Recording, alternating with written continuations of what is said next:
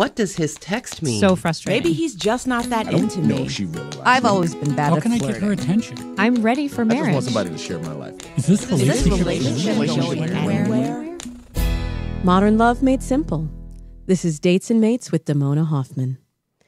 Hello, lovers. Welcome to another exciting episode of Dates and Mates. I am so excited to demystify modern love today with you as we broadcast live from Sunset Gower Studios in Hollywood.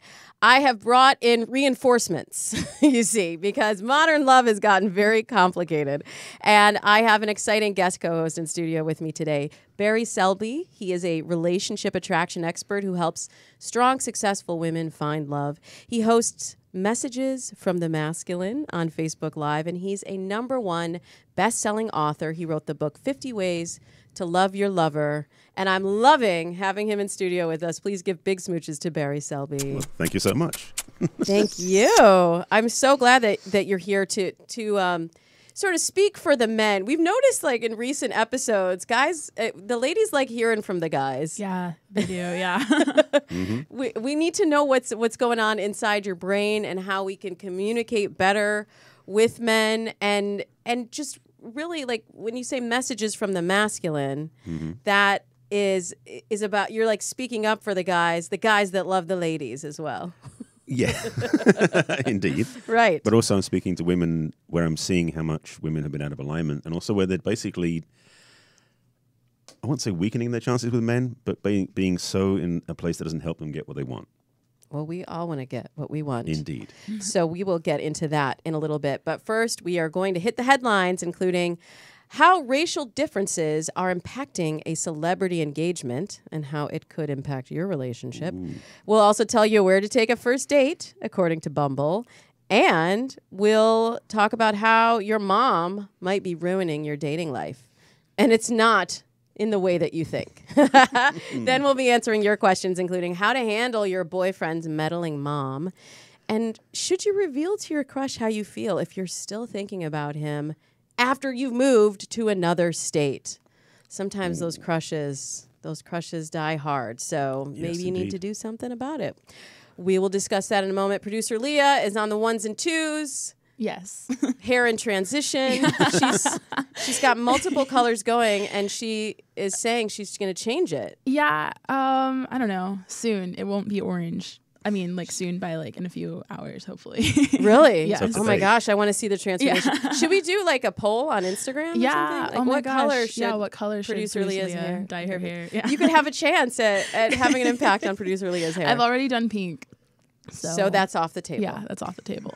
And that's my favorite color anyway. I'm wearing like. I never would have guessed. All right, well, let's hit the headlines. Dee's dating dish. Race is always a sticky conversation, but you think love can overcome any obstacle, any challenge, any societal challenge, any societal frustration.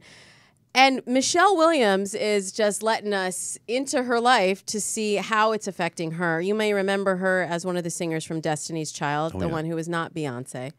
And one of the two who was not Beyonce. Yes. And she is engaged to a fella named Chad Johnson. Who's got to be white with a name like Chad.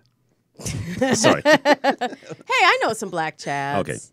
Okay. But yeah, he's white. Yeah. Although he kind of looks like he could pass. Like he kind of looks like he could have a little something in there. I want to see his 21 and me. 23 and me. 23 and me. Yes. That's it. Yeah. But anyhow, there's this new show on OWN, Chad Loves Michelle. And so they revealed in a session with their therapist on the show, and they, leaked a little clip of this, that they really haven't been fighting fair. And there was a situation where Michelle, they got in a fight, and Michelle said, well, Chad, you're not black, so you would not understand why I communicate the way you do.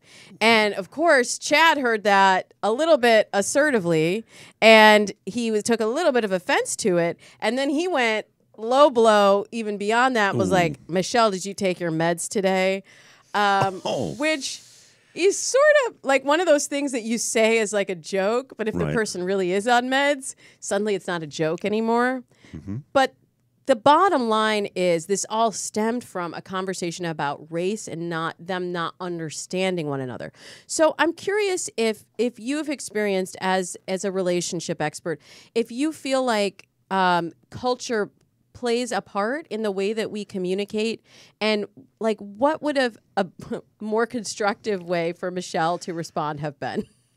I'm not sure I speak to the problem as much. I mean, I'm around my spiritual community. It's a very almost 50-50 split between African American and white. And I come from a Jewish background in England, so I was also separate from most of the people I hung out with, just in terms of religion, not just color. Yeah. So for me, it's more about respecting the differences. And I mean, that's really the solution. But the challenge is going to be people have a bad habit, I'm talking people generically, of thinking they're the only way to be. Mm-hmm. So when somebody else is different from them, it's bad enough when it's men and women, but it's different. But when one's of color, one's not, or vice versa, that's when people start to really lose the perspective of why they're there in the first place. I mean, I would say for me, yes, there are challenges of being around people of different culture because I don't have their background. But it's true of being around a woman because her background is different from being a man. It doesn't matter what color we are. Do you think it was offensive then for her to say that, or was that just acknowledging a difference and saying, like, you're hearing this differently because you don't have the same cultural background? So maybe it was on Chad to respond in a different way. I would say, like, yeah, I'm not black. In that context, yes. But also what came before that? Because the thing is, if they just jumped to that for the first thing she did, then she's sitting on that as a hot button for herself. Mm-hmm. So maybe there's some work she needs to do. But if it came to a point where she said to him, like, hang on, you're not black, you don't understand, the best thing he could say was, you're right. Because that would have stopped it right there. Not to say she was, like, making a point where he could not win, because the thing is, he's focusing on trying to be one up, even though he's going one down. And I think as we talk about racial differences in relationships, I think that it has love has the power to bridge gaps that we haven't been able to bridge before. So the fact that he obviously loves this woman, they're engaged to be married, right. They're doing a show together on OWN, he loves her, and he's trying to understand. And like, I definitely think the meds comment was a little too much. That was way too low. But I think it was that him reacting to being, to feeling like he's being attacked for not understanding, which is something he doesn't have. I mean, for not being black, which is something he can't control. But what he can control is his ability to understand the differences and try and navigate. That's the thing you could have said. You could have said, you know what, you're right. How can I learn? Or show me, or can we find a way to get beyond this? Because the truth is, have you taken your meds is a dead end road to go down. Exactly. Well, if only they had Barry Selby to coach them through this process, but I think they're going to be just fine. So I'm looking forward to checking out the show. Chad Loves Michelle. Well, you did say they're seeing a therapist, so that's a good sign. That is true. That's a good point. Yeah, a lot of people will just fight, especially for the sake of a reality show. But they're actually looking to bridge the gap, and they're doing it before they get married so that they'll have communication worked out. So they're pretty smart people, really. Quite smart. Yes. Quite smart. What a sophisticated show. Well, if you're really smart and you are on a dating app, you might need some help. You might need to know when to ask for help in your first dates and setting up your first dates. So Bumble is just making it easy for you. There's been a lot of debate about dating apps right now not leading to people getting offline and having dates. Right. And there's all this talk of AI trying to prompt people to go on dates. So one of the complaints is, well, I don't know where to go. I don't know where to take my date. So Bumble is just taking that out of the equation by creating these BumbleSpots. And they're sort of Bumble verified, Bumble approved places where you can meet your date IRL. But if you're one of the like 5% of people that still feels like it's weird to meet someone offline or online to get offline, you don't have to worry about somebody being like, ooh, they're at a Bumble spot and they're on a date, because it could be a Bumble BFF or a Bumble Biz connection as well. Ah, they're disguising it. But I'm like, do we really need to have Bumble tell us where to go for a date? Have we really gotten to this point where we can't even think for ourselves about what a good date would be? There's so much to unpack from that. There is. That's why we're talking about it, Barry. Well, the reality is, most people don't live in reality. That's the problem. So this whole thing about in real life, a lot of people live in the fantasy land. With social media the way it is, where you see about everybody's life through a phone or a computer, when we meet in real life is somehow can be disappointing. One, because you see them in the moment only, where on social media you see them over 2 years of span maybe of what they've been doing, the adventures they've been on. Right. So when you go and meet them in real life, some people feel disappointed that the reality doesn't match the illusion they had. Mm-hmm. And some of them basically want to stay in that place of safety. The thing for me with the BumbleSpots, I mean, is it like a Michelin guide? I'm not sure. It feels a bit weird that they have this approval it's like rating, a Michelin guide. 3 stars, 4 stars, or whatever they're using. They're like, this is a good, safe place. I think a lot of it is safety, just letting people know, like, this is a safe public place where you can meet. There's still this misconception because we hear all of these stories of this person got attacked or this little old lady got all of her money taken from some predator online. And that's still the vast minority of... It's what gets attention. It's what gets attention. I mean, I've talked about this people before. People are scared. In my talks, I've said that I recommend if you're going to meet someone in real life, you do what I call a pre-date. Because the first date's got so much pressure on it, so you have a date before that, which is recommended to be daytime, somewhere communal with lots of people around, and somewhere cheap, like a coffee store or an ice cream bar, something like that. We can just meet each other and get to know before you say, okay, let's go out for a real meal or real date, real adventure, and see where it goes. Yes. Because that first date, everyone dresses up properly, perfectly, and they have wine and dinner and everything else. People are out of pocket hundreds of dollars sometimes, so there's a pressure on that. Yeah. So pre-date sort of takes off like, am I interested? Are you interested? Let's see where this goes. Let's go on a date. Completely. Although I just call that a date, but Well, yeah. it's just a different kind of date. But I don't know that you need to go to a Bumble spot for it. But I think it's cool that Bumble is thinking of the next phase and trying to give people the tools so that take away their excuses. It's the excuses I don't like. But there's also the thing about are they hand-holding you just a little bit too much? Yeah. Yeah, but hey, we'll see if it actually works. There's a huge problem on the Bumble community to get people to actually go on these dates. Okay. So, so they need to provide a safe space for somebody to go get to the date. Exactly. Anything that we can do to get people off their butts. Okay.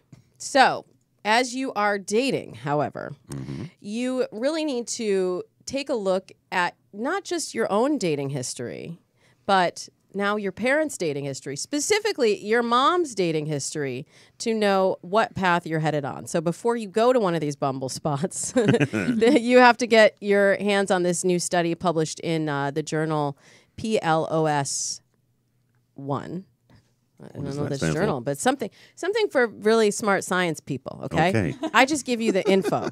So basically, they looked at the behaviors of mothers in relationships and found that if people witnessed their mother having a lot of failed relationships, they were more likely to have failed relationships themselves.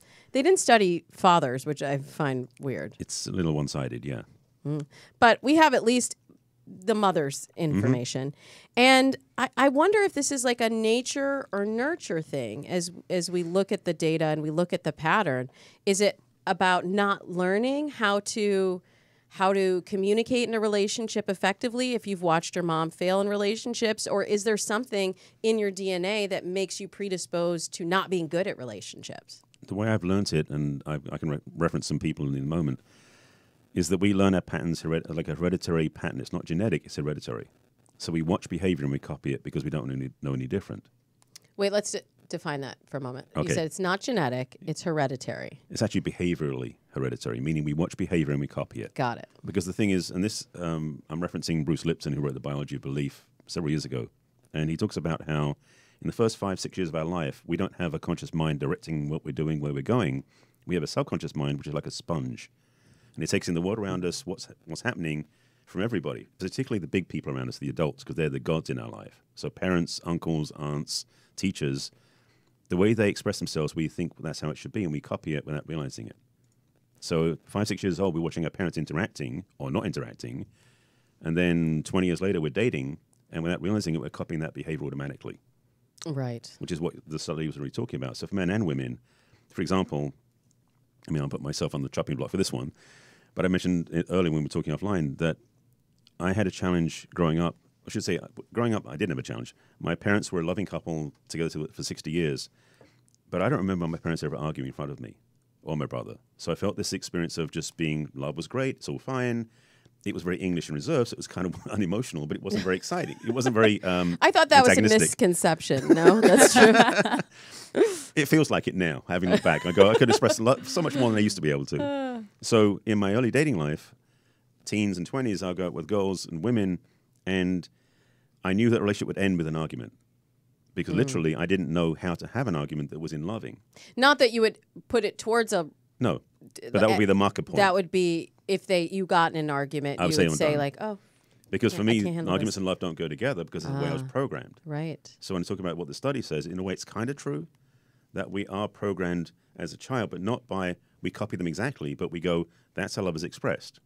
I talk about how abuse is a behavioral pattern passed from generation to generation. People learn abuse by their parents. Sure. They don't just pick it up on their own. Exactly. So when they're adults, you can end the cycle if you want to, if you get a handle on it by getting therapy or doing what you're doing. Yeah, so it's not but required. the first step. Yeah. First step is acknowledging your stuff and where you indeed. come from, and then maybe working with a coach or an expert. Expert like Indeed. yourself. Well, I do have a background in psychology, so that helps. It definitely helps. And owning your stuff and then taking different steps and making different choices so that you can change the trajectory. And one of those things is forgetting, or I should say remembering that we're not always right. Which does speak to that first. You mean other people, not us. Like we're always right. But like other people. Internally, yes. Externally. Well, I'm really enjoying this conversation, Barry, and I want to get deeper into all the things that you talk about on Messages from the Masculine and also your book, 50 Ways to Love Your Lover. I'd love to. So things are going to get pretty deep in just a minute. Don't go anywhere. I have something important to tell you now.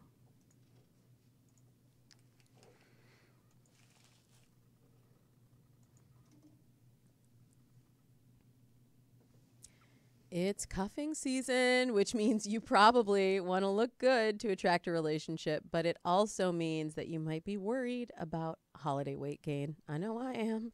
On average, people gain 2 to 5 pounds over the holidays, and you can fight to get it off in January like we all do, you know, the New Year's resolutions, or you can stop the holiday heaviness before it starts by beginning a program with Beachbody On Demand. In addition to looking great at those holiday parties where you might snag a hot date, exercise will also help you combat any holiday stress that you're dealing with. And with Beachbody On Demand, you can work out whenever, wherever you want, 24/7 with streaming access to your favorite programs, including 21 Day Fix, PiYo, Insanity, Size, T25, P90X, P90X3, so many more. And now fans of Dates and Mates can get a 14-day free trial at Beachbody On Demand for the annual membership. And all you have to do is click the banner at datesandmates.com. You can try the entire Beachbody On Demand system completely risk-free and start your new lifestyle now before the holiday stress is upon you. So go to datesandmates.com and click the Beachbody banner at the bottom of the page to get started.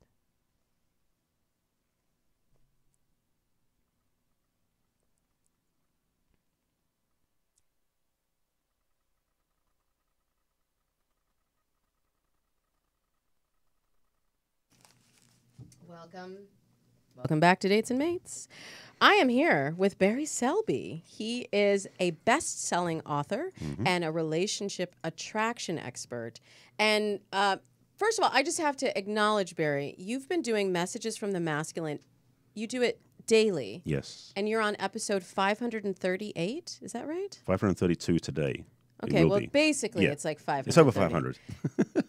First of all, kudos to you for the commitment to do that every day and to offer this content and these resources to people for free on your Facebook page. Barry Selby, author, right? Dot author, yes. Dot author. If you want to be exact. To be exact. But tell me what Messages from the Masculine really means to you and why you started this Facebook Live.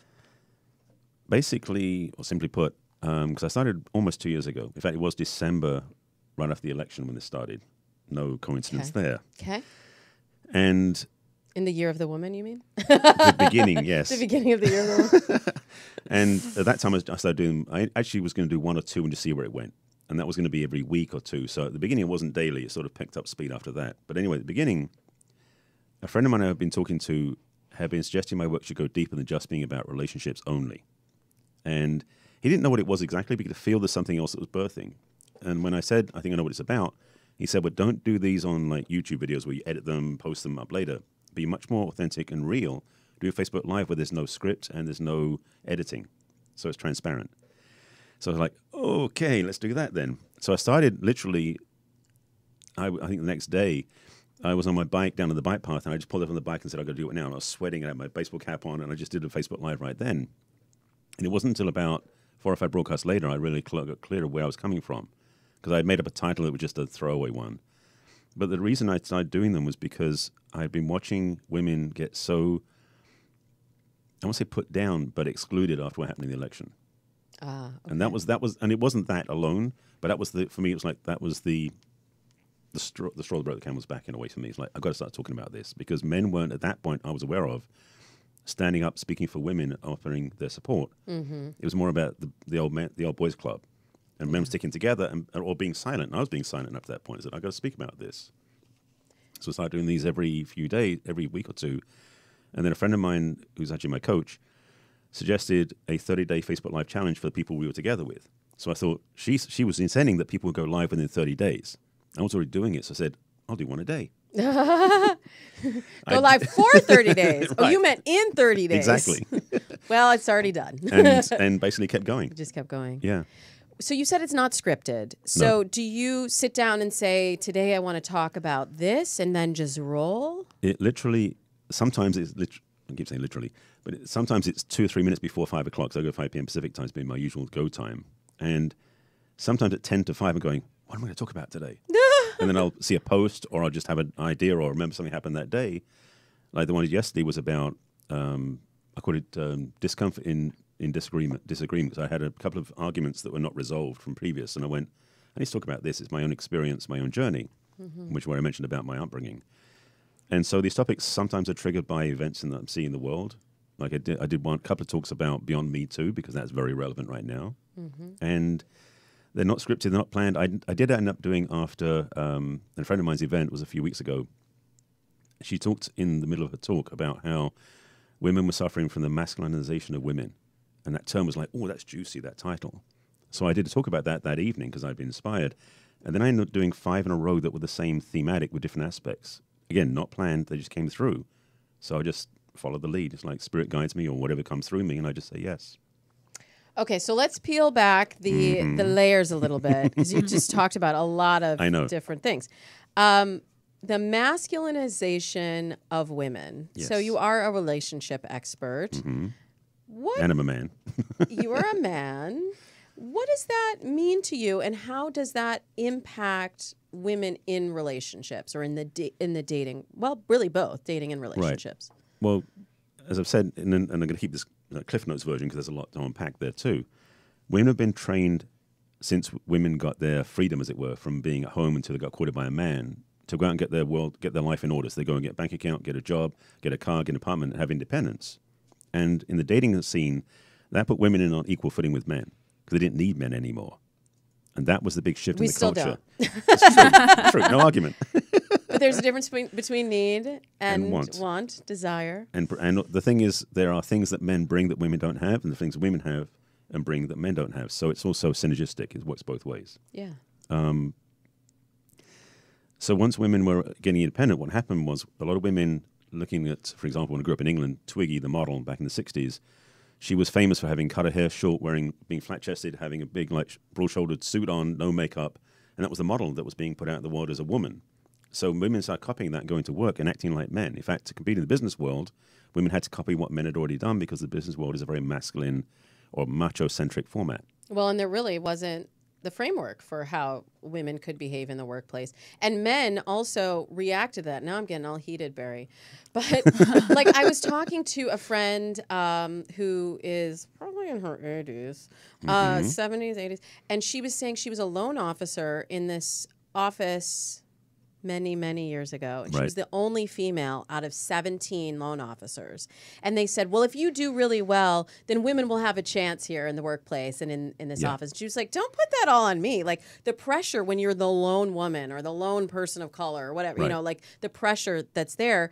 And so to be successful in that environment, she had to take on masculine traits. Otherwise, she was not respected. Right, and can't even do as well as. She has to do better than to be seen. Yes, Absolutely. exactly. And that's the fault of what the system was not designed to do. So what happened in the dating arena is women would start taking men out or inviting men out. I actually had 3 relationships in a row where the woman started the relationship, and I realized at the end of it how much I'd messed up my own life because I wasn't living in my true masculine presence. You were letting them be in the Lead. masculine? Yeah, the whole time. The last one actually asked me out. I mean, she dominated the sex, which was fine.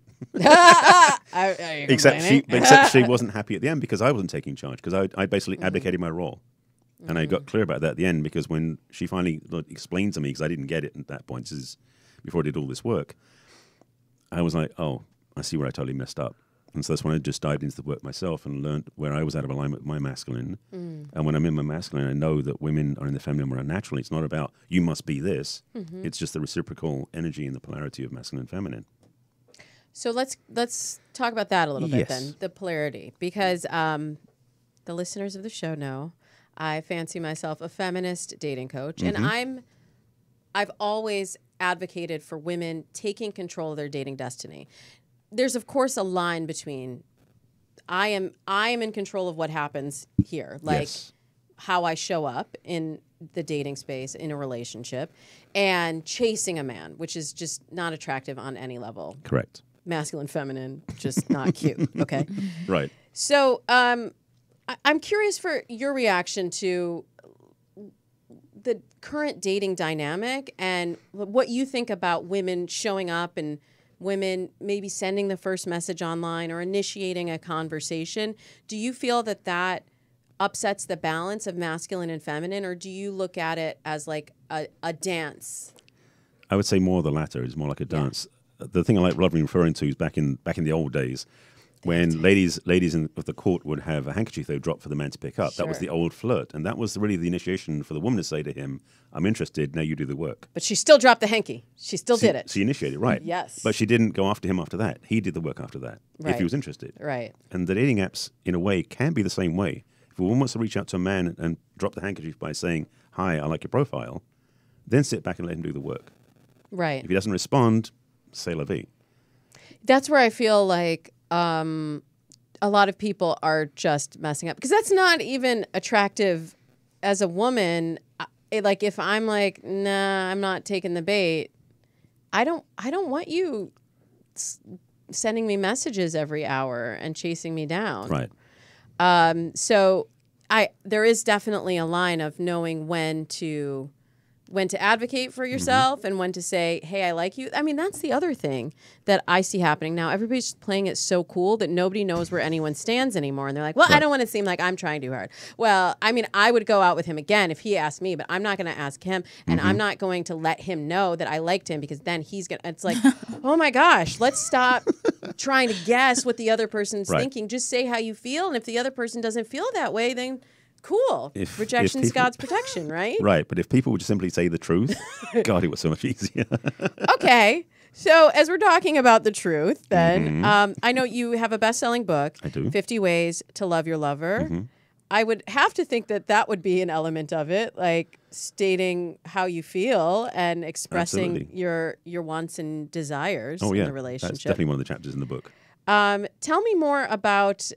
I know you're not going to give me all 50 ways to love your lover, but which one has been a big game changer for you and for your clients that you counsel? Well, I mentioned about history, and one of the chapters of the book is basically if you don't own your history, it's going to own you. Because if you don't heal your baggage, then you keep dragging that suitcase and that steamer trunk into the next relationship and then put it on your partner to fix it, and that's not going to work. So do your own work first. Especially when you're single. If you're in a long-term relationship and you discover stuff comes up for you, then go see a therapist, see a counselor, get the help to be back on track so that you can be a better partner to your partner. If you're single, even better time to do it. Right. I think that's good advice at any point in your life, like to get that self-awareness and constantly check in and move towards continuing to evolve. You say in chapter 8 in the book, love does not equal chemistry. Yes. What does that mean, Barry Selby? Love is an interesting topic It keeps us busy, obviously. Obviously. But the thing about chemistry is chemistry on its own is finite. And the challenge for a lot of people is they get drawn in by the chemistry and they have an amazing experience with a certain person, but then after about a day, a week, a month, a year or more, the chemistry is going to fade. It's kind of, you get over the honeymoon phase and then what do you do now? So love is what really is the solution. And reality is chemistry is something that's renewable, something we don't talk about, is I believe that I believe that chemistry is fueled by our polarity differences. Mm-hmm. So my masculine and feminine earlier. And again, masculine and feminine, we have both. And in some relationships, the woman is more masculine than the man, and that's natural. But generally speaking, men are more masculine, women are more feminine by nature. So the stronger that polarity difference between masculine and feminine, the more there's chemistry. At least the way I frame it is. Because it creates more. Say that again. Well, because for me, chemistry is attraction. And masculine and feminine energy is like poles on a magnet. Yeah. So the more the magnets are strong, the more the pull is there. So you're saying if a man is really in his masculine and a woman is really in her feminine, they will be more attracted than a woman who's slightly in her masculine and a man who's slightly in his feminine? Yeah. Is that what you're saying? Absolutely. There's more pull, there's more attraction, literally, because the masculine and feminine energy are pulled to each other. Mm-hmm. Not saying that you're going to be like decking somebody in the street because you go, wow, they're extreme they're in the other polarity, let's go to it. I'm talking about in a relationship that's already created. Got it. Okay. Yeah, I'll buy that. Okay. I'll buy it. What about self-love? You were talking about having the self-awareness, but let's take it a step further into self-love. Are there some tips that you recommend for building that? Because if you want someone to fall in love with you, you kind of have to fall in love with you first, don't That's you? one of the best kept secrets. Oh, well, we're giving away all that juicy here Absolutely. on Dates and Mates. Most people, again, I'm speaking generically, not for men or women, but most people think they'll feel fulfilled in the relationship. And every love song and movie for the last, I don't know how many years, has has promoted the idea that somebody else will make you feel whole. I mean, in Jerry Maguire, You Complete Me is the example exactly of that somehow we're not complete ourselves. So when we do learn how to love ourselves, we become better beings to be in a relationship because we're not looking at the other person to fix us. And we bring a wholeness, which means the other person is not feeling lacking from us. The biggest thing that I learned for myself over the years was how to, I won't say repair, but to undo the codependent programming I had as a kid. Because codependence is I call it a disease in our culture for relationships because it puts us in a place where we don't feel whole and complete ourselves and that the other person is going to make us feel whole. Therefore, if they don't do it, we get upset with them. Okay. Really messy. It is very messy. You talk in the book about a self-love mirror meditation. Mm-hmm. Can you give us a little hint of that? Certainly. Yes. Basically, self-love is practice you do in the way you take care of yourself, the way you eat, the way you exercise. But one of the simplest things I discovered, and I've shared it so many times, it's so simple, and actually created a product from it, is basically taking 5 minutes in the morning and 5 minutes in the evening with privacy, if you can make the space, look in the mirror in your own eyes and just tell yourself you love yourself.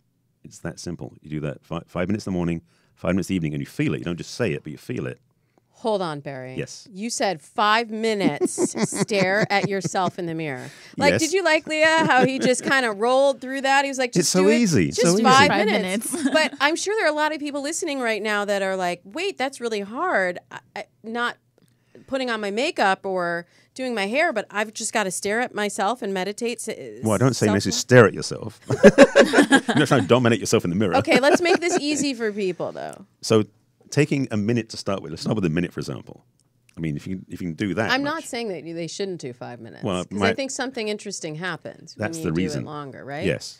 So you started with a minute. Well, if you look in your own eyes in the mirror and you stay in contact, because so many of us, frankly, avoid ourselves. So if we're avoiding ourselves, how can we be in a relationship with somebody else? Yeah. You'd rather look at somebody else than yourself? There's something off there. So looking in the mirror into your own eyes and connecting, and if you want to put your hand over your heart, something that brings you into your presence, breathing slowly, bring yourself present in front of the mirror. It's just a mirror. It's not some scary monster. And tell yourself you love yourself. And do that for 5 minutes in the morning and evening for a month. It will change your life. What if you don't believe it when you are saying it?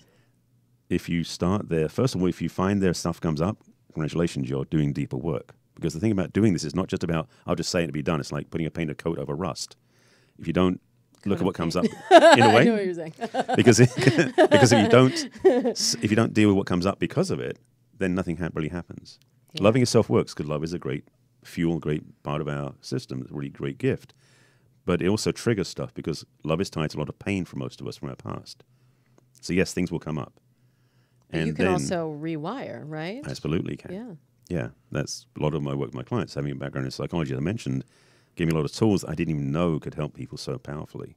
So self-love every day. Again, I say 30 days because it takes at least 21, 25 days to change a habit. If you do it for 30 days, it rewires your circuitry. And then you do it for 532 days. If you wish. And more. That's really great advice. And I hope everybody at home will actually try it. And it's going to feel silly at first. I'm just going to let everybody know. Right. Because I do some mirror work with my clients as well. And with myself, hard as it is. So I've been there and I know how awkward it feels when, I actually do it with parts on my body that I don't like. That's the deeper work I offer as well. Right? Yeah. Oh, it's so torturous. Well, the thing so about this- torturous, but it changes. Well, this is the thing. If you judge your body, you judge yourself. It's hard to relate to who you are. It's hard to be fully who you are. The biggest thing that we forget is that we're amazing, powerful beings, and we judge how we look because of the way society tells us we should be something else that we're not. If you learn how to love your body, and one of the practices I offer in the download in my product is I say in there that if you want to go deeper, if you look at yourself in the mirror when you're naked and you look at the parts of the body that you judge and you say, I love you as well. Literally, you're telling your body parts because your cells are listening. This is outside the frame of just relationship, but our body listens to us. So when you do actually get over the judgments, the upset, the hurt feelings, and tell your arms, your legs, your hips, whatever, that you love yourself, then those parts will respond. And you'll feel more integrated in your own body. It's great advice. And if people want to get their hands on this product that you are talking about, Yes. where can they get it, Barry? On my website, there's a link in the menu called Self-Love. And it's actually guided meditations, because I realized that people could read the booklet, and then it's like you look in the mirror and read the booklet as a pain. So I created an audio track for the morning and the evening that are different, so they can actually get support in the process. That's so important. I don't do a ton of meditation. I'm working on it. But I do guided meditations, and having that other voice and that teacher or coach along with you can make it easier to start if you're at home and you're like, I can't do 5 minutes. I can't do any of this. Just let Barry help you. So I know you have your Facebook page at barryselby.author. Yes. But then the page where this lives It's on my site. So my website, actually all my social media is my name, which is Barry Selby. Easy to find. A friend of mine told me a long time ago, it was marketing, right after Facebook came out, said whenever a new platform shows up, put your name on it. So that way, in case somewhere down the road you want to use it, it's there. So literally every platform like LinkedIn, Twitter, all that stuff is all my name, which is easy to find. So my website is also my name, barryselby.com, and it's the self-love product on the page. The book's on there, everything's on there. Wonderful. I hope everybody will check it out and get started with some self-love. I appreciate that. Meditation and guidance. So we have questions that have come in from you all as well. So we're going to roll right into the next segment. Technically dating. Okay, Barry. Okay. Let's get technical. This lady asks, I'm having issues with my boyfriend's mom. When I was in my early 20s, I got married and divorced within a year. Now I'm in my late 30s. I'm in a much better place, and I've become really good at the whole relationship thing. Maybe she did some of the things you recommended. Maybe. However, my boyfriend's mom just won't let it go. She's very conservative and resents the fact that I was married before my boyfriend. Every chance she gets, she makes snide remarks about my divorce and says she doesn't believe that I can make a marriage last.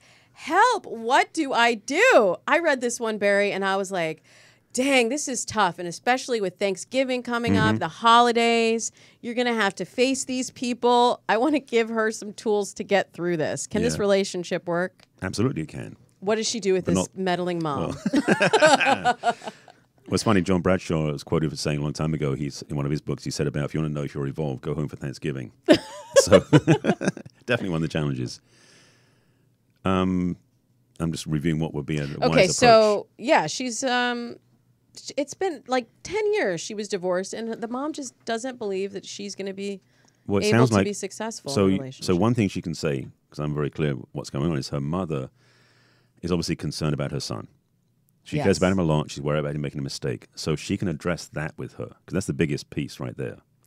It's so interesting what happens when you acknowledge somebody else's point of view and you just go in and say, like, I know that you love your son and you want to put his best interests first. Yet, that's the first peace offering. Right, peace offering. Because if you stand in positions like, no, I won't, I'm going to be fine, you fold your arms in contempt, that won't go anywhere. Yeah. Yeah. But then what's the next part of that? Well, how can I show you that I love him? That's a dangerous road to go down.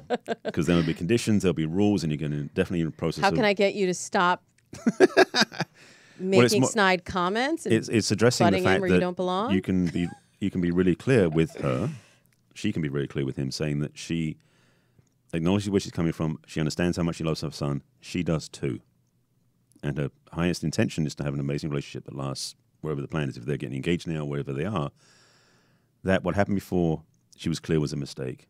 If that's the case, she can separate the two to say what happened before was different from this because I've changed, and also the relationship choice I made was from a young place I didn't know any better, or I jumped in impulsively. This is much more aligned to who I am. I mean, literally using the words like that changes the flavor from the old to the new. Exactly. I have a follow-up question to that because I had a client who came to me after she had a similar situation with her. Well, she ended up getting married to this guy, and his mom was like all up in their business, was all up in the wedding, and it was really pretty much the cause of their divorce because she said, he won't stand up to his mom for me. He won't stand up for me, and we're supposed to be a partnership. And she would say, like, your mom is doing way too much. Right. And he still let his mom do way too much and disrespect her. And I wonder if, like, is that putting too much pressure on your partner if you kind of put them into battle for you with their mom? Because it's kind of their mom and their stuff, right? Well, it's also your in-laws. Really? Well, it's more about if you become that. In their case, if they're married, him than it is about her. Yes. And right? the thing is, she may have made a mistake marrying a mama's boy, to put it extreme. But the truth is, if he's not willing to step up about his mother to say, look, this is my wife and I appreciate where you're coming from, but let me live my life, that'll be healthy. If he's saying, yes, mom, no, mom, whatever, mom, then she's got no choice but to leave because there's no respect there. Exactly. Well, she married again, so we did okay for her. Okay. Thank you, Hinge. Okay, so another question. This is also from a lady. She says, I fell in love with this guy before he moved away to medical school. We were never dating, but we were both research assistants in the same lab. And we spent a lot of time together. I don't think it was written with this tone, but I like doing dramatic readings. Now that he's in a completely different state, I regret not telling him how I felt. Should I say something? What if I never see him again? They're in different states now. Is it like too little too late? If it's something that's really bugging her that she cannot get off her mind, then make a phone call. Say, I love our time together. When you went away, I realized what I was missing and I felt like it was something more. I'd love to find out if you're interested. Reach out because you'll never know otherwise. I do feel like sometimes if we talk about the fantasy, we talked about that earlier, sometimes the fantasy makes us project things that may not have actually been there too, especially when you're apart. Right. So I would agree with you, and I will add just open up the space that the way that you remember it may not be what happened or may not be how he's feeling now, and let that be okay if you don't get the response that you're looking for. But the thing is, we want clarity. You want clarity. So if you don't reach out, you'll be living in a fantasy forever. And if you reach out, you may be disappointed, but at least you'll know. At least you'll know. Yeah. Okay. Let's see. I have 2 questions, and I have time for one. Eeny, meeny, miny, mo. We'll go with question 2. I met a man through online dating. We spent Thanksgiving together twice, and I even met his family on Christmas. Now, the dilemma. He's recently divorced and has 2 young children. His ex-wife is manipulative and tries to prevent him moving on with his life. He maneuvers around things that she does or doesn't do. I recently brought this to his attention and told him that I didn't want the messy situation in my life. He stated that he was doing what was necessary for his kids. I never had a problem with his children or the fact that he was active and involved in their lives. All I needed was his reassurance that the situation was being handled and my feelings were being considered. But I didn't get that. Right. And that's the simple problem right there. So are you saying then this is the outcome that needed to happen? Like she needed to say her piece and that if she didn't get the response that she was looking for, that now she has the information to move forward with Ultimately, her life? yeah. We have a bad habit of not telling the truth. Mm-hmm. And so by the fact she's stating the truth, saying that she felt like she was excluded, she wasn't getting her feelings received. If he then stepped up and said, I get what you're feeling and I need to keep doing this with my wife, but I want to stay with you, sort of thing, there's an energy split right now. He's pulled two directions, and the question is, which has got the way to pull? Because his kids are tied to his ex-wife or tied to her, and he's not sure how to have both. Right. So he may need to get some support to get clarity, like, what is really your goal? Because he may be in a position where his ex, is so in control, he has no freedom to do anything because he's still feeling trapped. That happens a lot of times too. Right. Because they hold the kids over the relationship. Exactly. Yeah, and it's very hard to move forward in that. And he's probably looking for her to say, I want to be in your kid's life, and I understand that this is a challenge for you. Here's how I see this working out and me fitting in. Right. But it sounds like they have some tough conversations. Well, it also might be because the ex-wife is worried that the new partner is going to be the new mother, and she's scared of that. Is. So that's going to be resolved as well. Oh, it's so messy. Barry Selby, you are so wise, my friend. Thank you. And I am just really excited for messages from the masculine to continue. I'm just so in awe of you that you do this every day and that you offer such great insights to everyone. So I hope all of our listeners will check it out at facebook.com/BarrySelby.author. Yep. And then Barry Selby, BarrySelby.com. And they can get that meditation and get on their way to self-love and hopefully also partnership. Ideally, yes. Thank you, Barry. I really appreciate you being Thank here. you. Before I let y'all go, I did say the holidays are coming, and I want to help you navigate the situation, whether you're in a new relationship, you're dealing with the parents like our listener who wrote into me at Damona at DamonaHoffman.com, or those who have messaged me at Damona Hoffman on social media with your questions. I want you all to have the tools to be able to navigate through this. So today I'm doing a diatribe called Let's Focus on Listening. Most people don't come into a relationship with the intention to hurt their partner. Yet when problems arise, many times we are more focused on making our point of view known or proving that we are right than we are on listening and trying to understand our partner's perspective. So before yelling or firing daggers, first, I hope you will listen intently. Then pause and breathe and respond. Now, responding is different than reacting. Reacting is an immediate cause and effect. Responding is taking in all of the information and then engaging in conversation mindfully. Conflict resolution is one of the 4 factors in long-term compatibility that I discussed on my TV series, A Question of Love. And great communication and conflict resolution starts with deep listening on both sides, especially as we go into the holidays when tensions and emotions might be running high.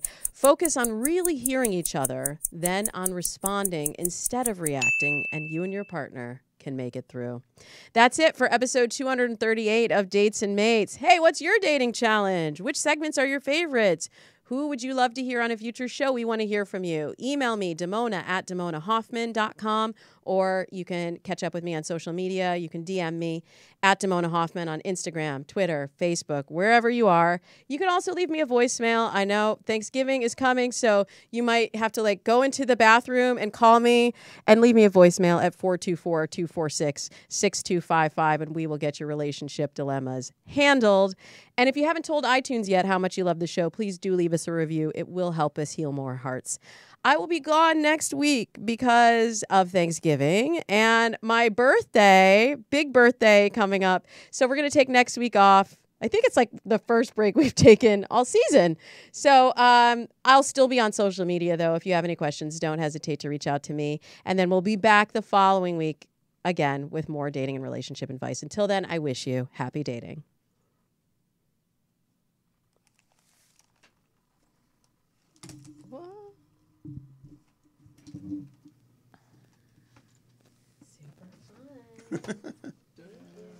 Ta-da.